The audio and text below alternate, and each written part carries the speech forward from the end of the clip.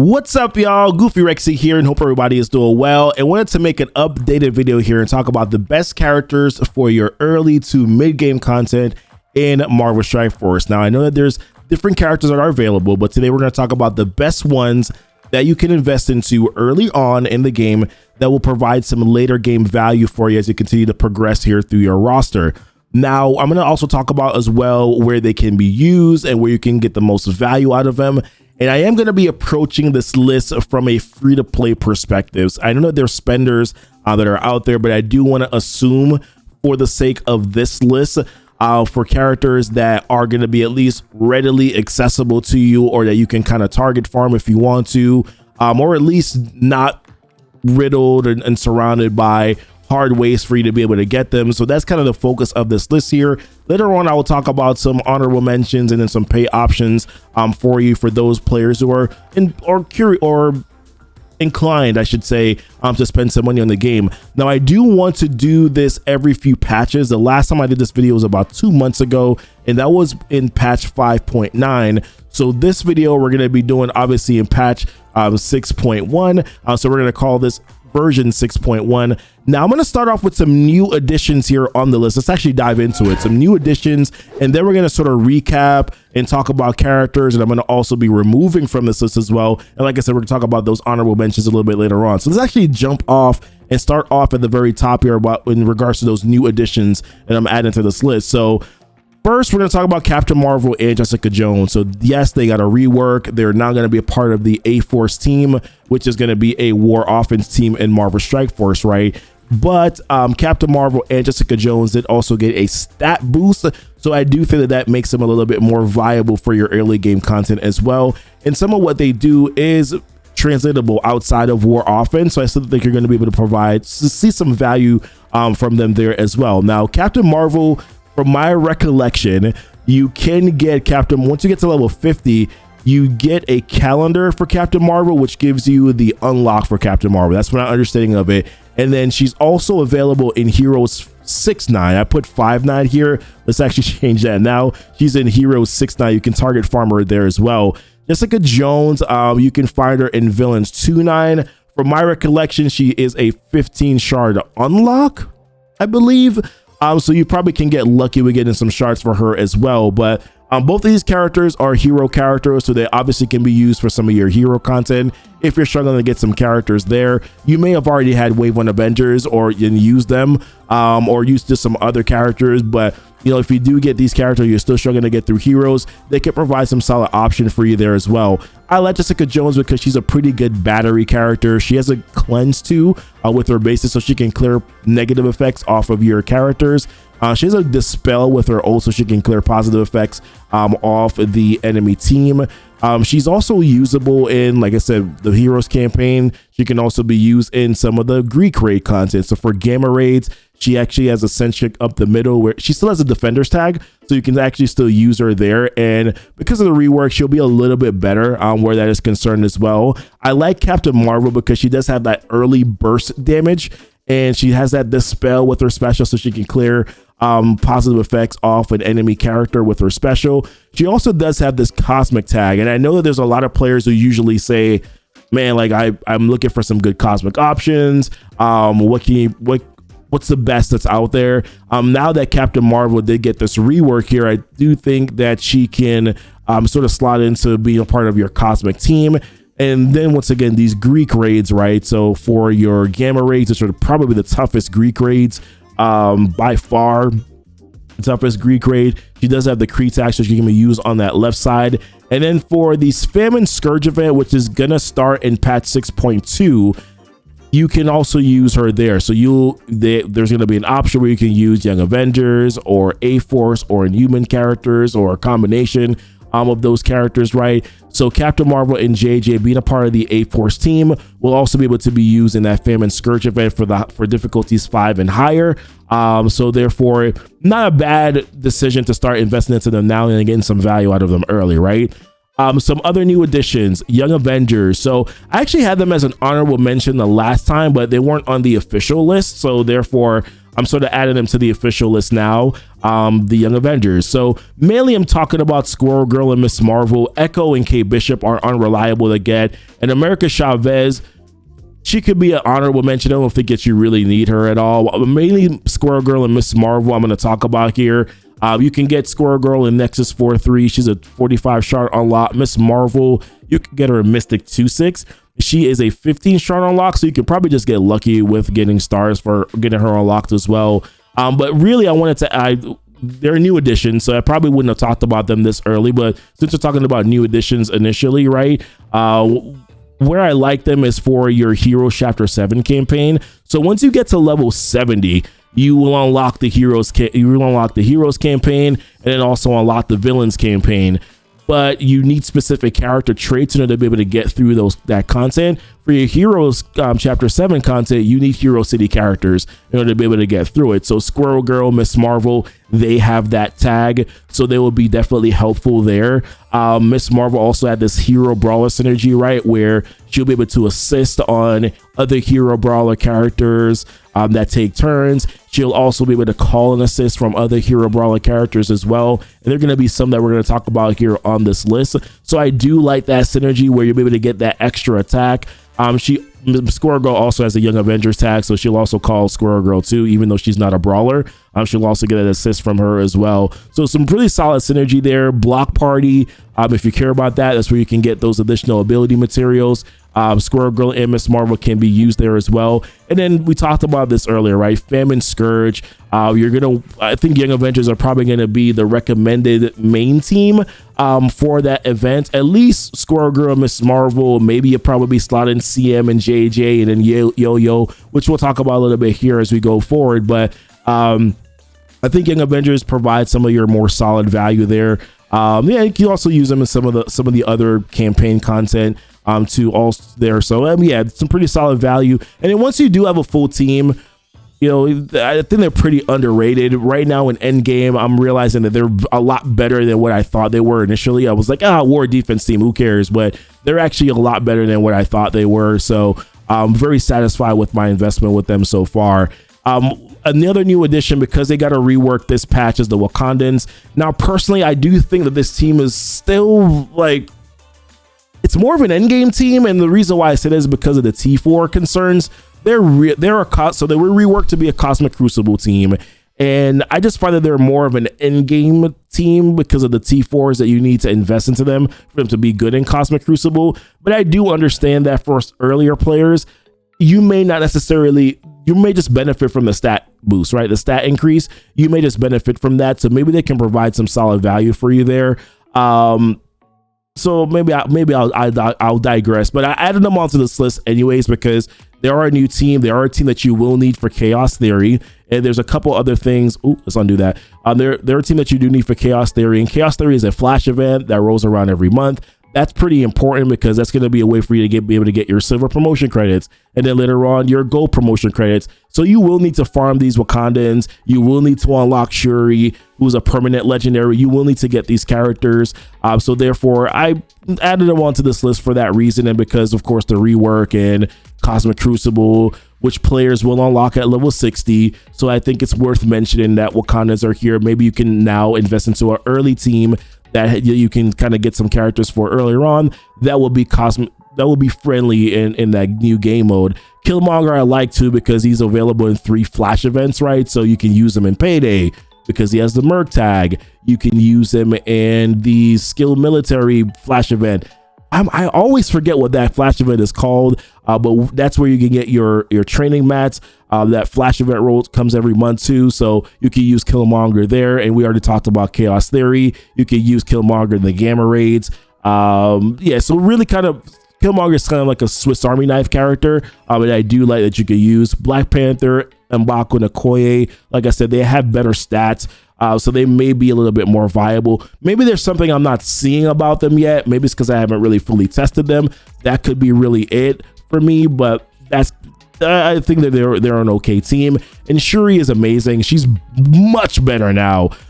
She was good before, right? But she's way better now just to be able to survive content, and some of her kit now, the Flex, are translatable outside of instead of just raid content, she can do it everywhere now. So yeah, she definitely, I think Wakandans are a worthy addition to this list from that perspective, although I do have my reservations. Then we have Yo-Yo, who I thought about adding to this list too. I still think she's better. I still think that she's better outside of with Black Bolt. So I think probably better later on. She is in the raid store. I also should have mentioned where the Wakandans were too. So Black Panther's in the node, and Baku, I believe, is in the arena store. And then Okoye is in, I think she also has a node as well. So you can target farm those characters. Killmonger is in the raid store. So probably opening up some raid orbs. You'll be able to land some shards with Killmonger. Then Shuri's a legendary who you need Spider-Verse or Sinister Six characters in order to be able to unlock her. Yo-Yo is in the raid store. You can open up some raid orbs and probably land some shards for her there as well. I still think she's better with Black Bolt. I just think that she's good. Like her offense down is always going to be relevant, right? So if you don't know her kit or passive, whenever an enemy takes a turn, enemy character takes a turn, she will apply offense down to them. That obviously is big. That's cutting their damage down by half, which allows your team to be able to survive hits a little bit more. So that's always definitely going to be relevant. You just want to make sure that you don't use it with other protector characters. I know for some of you guys, you're just like, we already know this, but I don't want to assume that everybody does. That's the reason why I'm saying that. So forgive me if this is redundant information. But yes, I like her better with Black Bolt because Black Bolt gives her a little bit of a boost. She can call Black Bolt for an assist with her basics. So I think that she's better with Black Bolt. I like them as more of a tandem, but you can make a case that she does provide some values because of that offense down as an individual character. Outside of that, Crystal, I do think is kind of in the same boat, lesser though than Yo-Yo, because at least Yo-Yo has the offense down. And then of course, Famine Scourge, that's going to be relevant, right? So therefore, Yo-Yo's an inhuman character. She has the inhuman tag. So therefore, that's the reason why she's on this list as a new addition. All right, so let's recap some of the characters that we talked about already. We'll go through this really quickly. So some of the characters that are still on this list are Gamora, Nebula, and then Phyla-Vell. So Phyla-Vell, I put an asterisk there, as you can see. The reason why I put the asterisk there is because she's in the arena store. You need 975 credits in order to be able to farm her. I just don't know how realistic that is for a player that is earlier on in the game.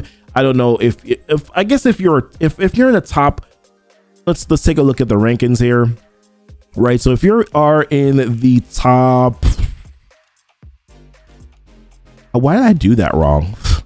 If you're in the top 250 or top 500 really, then every 2 days you can farm her, right? Like every 2 days you can farm her. You also do get your 250 from just doing your 2 arena attacks every day. So yeah, every 2 days you can probably farm her, and then there's a case where you may be able to farm her back to back every day too, just based on the fact that you're also getting your 250 credits by doing your 2 arena attacks.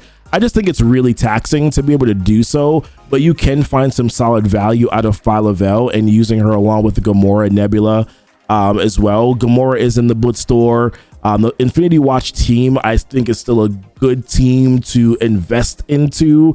At least Gamora, Nebula, and Phyla. You can probably make a case that maybe Moondragon is kind of unrealistic because she's in the Doom campaign, so that's kind of a hard farm.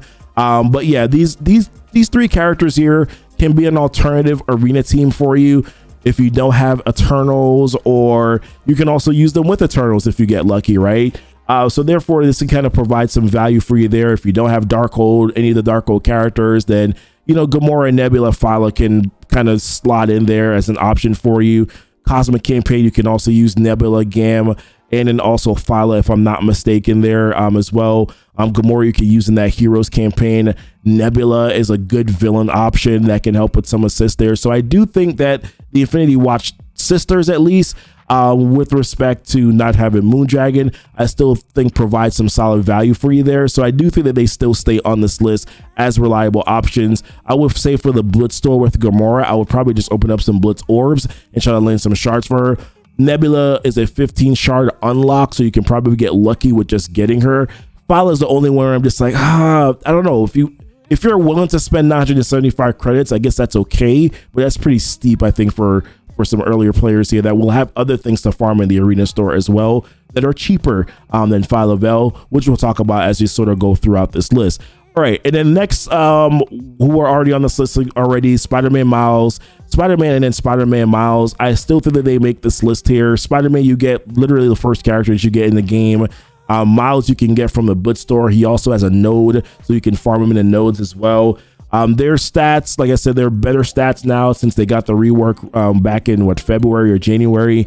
I think Miles has probably one of the most underrated kits in Marvel Strike Force. That's slow on the special, the speed bar reduction, the slow, the disrupt, on the ult, the basic clearing positive effects. I think is just really solid. Now where Spider-Man and Miles, Spider-Man obviously going to be really helpful for your early Heroes campaign, character that you can build towards that. Miles, the same thing if you do get him as well. But once again, we're going to talk about Heroes Chapter 7, right? Remember we talked about Miss Marvel and Squirrel Girl, and then Miss Marvel having that hero brawler synergy. Spider-Man Miles and Spider-Man and Spider-Man Miles do have that brawler tag, so therefore they'll be able to get the assist from Miss Marvel whenever they take a turn, and then also whenever Miss Marvel takes a turn, a hero brawler can also assist as well. So I do think that you will find some solid value from them there. These two characters also as well can be used for your block party comp. So therefore, once again, I do think that you're going to find some solid value from them there also. Shang-Chi, I put him a solo on this list this time. Just talking about some next characters here. I put Shang-Chi as a solo character on this list. I had the Heroes for Hire team, but I removed them, and I'll talk about that later on. But Shang-Chi, although he is harder to get now because it kind of screwed up the Blitz orbs, right? Where he was the exclusive Blitz orb character. Now he's sharing a spot with Silver Samurai, but I still think it's worth opening up orbs to try to land Shang-Chi. Hopefully they're going to be changing that to where he's actually just in the Blitz store. And if you want to target farm him, you can. But yeah, I mean, he's just so dynamic as a character. He literally destroys early game content. It's not even funny. That ultimate just carries everywhere. So I don't see how that could not be valuable, right? He's just great. He's one of the best plug and play characters. He's an insanely utility kit, speed bar reduction on the slow. He can provide heal and clear positive effects with his special. I mean, he's just a sensational character. You can apply slow with his basic attack. I like Shang-Chi a lot. And he's also some other areas in the game where he can be used, right? He can actually be a nice little plug and play early arena character if you get lucky to get him too, right? But yeah, Heroes campaign, Gamma Raids in the middle section, Heroes for Hire tag can be used there. So Shang-Chi is a good option. When you start unlocking War, you can use him in War, and he can also be sort of a regular plug and play character for your raid content as well. If I didn't say that earlier too, Spider-Man Miles and Spider-Man and Miles can also be used for some of your early raid content also. But yeah, I mean, Shang-Chi just amazing. Next, Zemo. I think you should say he should be your first target in the raid store. I'm still kind of on the notion and feel that you probably should. However, there's a lot more characters now in that raid store that are valuable farms or valuable characters to get. So I'm probably gonna say it's probably safe to go opening up raid orbs for the raid store, because target farming characters is 1,400 credits and opening up raid orbs is 900 credits, so it's a little bit less. And if you're not in an alliance that's raiding every day, or if you're in an alliance that's raiding every day but you're doing lower level raids, you're probably not getting that many credits, right? So going and opening up and spending 900 credits is probably a little bit more feasible for you. You're going to get a lot of other characters. Some of them are going to be good, but there's also a lot of characters that are in that raid store that are also good as well. So I definitely would recommend probably going raid orbs. But Zemo, great option. Turn 1 is hard to ignore with the ability block and clearing all positive effects, or clearing 3 positive effects. He can be an early arena help for plug and play. Once again, this is early to mid game, so maybe not for end game. He's not as viable anymore for arena per se, although I do think that I do see some people still using him. Villains campaign, so we talked about when you get to level 70 and being able to, there's some campaign nodes that get unlocked once you do get to those later. Once you get to level 70, your Heroes Chapter 7, and then also your Villains Chapter 7, right? So, and for Villains, we talked about trait specific characters that you would need for those campaign nodes. For your Villains campaign, you will need either Hydra or Sinister Six or aim to be able to go through your first 3 nodes in Villains Chapter 7. Zemo does have the Hydra tag, and essentially with a level 71 gear tier 12 Zemo, decent enough red stars, you can kind of walk through a lot of those 3 nodes, or maybe not walk through, but you can get through those nodes with using Zemo and like another hybrid comp. And it's really all about Zemo because he kills minions, and there's a lot of minions that are in those nodes. But yeah, I mean, pretty good character. He's raid node here and there, you can use him as well. Shatterstar long shot. This once again for me is, yes, they can be used to unlock a legendary character in Adam Warlock. This for me is more about planning for level 70, as I wrote down here. This is for your Doom campaign where you will need X Factor or Hero Mutant. Once again, once you get to level 70, you will need to be able to use either Hero Mutant or X Factor characters, or no, Hero Mutant characters or Hero Inhuman characters, sorry, to be able to do your Doom 1 campaign, the first 3 nodes. So Shatterstar and Longshot are characters that you can use there. You need them for Mythic Legendary unlock with Adam Warlock. But yeah, I mean, that's pretty much basically why they're listed here. They're also a pretty damn good tandem together too, for some of the early game content. I had Cloak on this list as well. I had Dagger here, but I took her off. And I'll talk about the reasons why. But I like Cloak as an individual character. You can get him from the raid store. He's good enough for plug and play because his ultimate is really dynamic. He can apply blinds. I mean, he can do a lot of damage there. He's a good raid character that you can also use as well for some of your regular raid content. So therefore I do, and some of your Greek raid content too. He can provide some solid value there because he does have that mystic tag. Also has a the city tag as well, for like your alpha raids. So you can also use Cloak there also, so you can provide some value. But yeah, so I add him on this list for that reason. And then Secret Avengers, Maria Hill and Sharon are also on this list. Maria Hill is in the War Store, which is probably going to be one of your main war character shard farms, because you can use Maria Hill, the Secret Avenger team, to be able to unlock Omega Red, which is going to be pretty important, at least as of right now in the game. So Maria Hill and Sharon are on this list. Captain Sam is off because Captain Sam is in the Doom campaign, and I just found that that's a really challenging place to try to recommend for players to farm. So Maria Hill in the War Store. Sharon Carter, you can get her by opening up those raid orbs. She's in the raid store.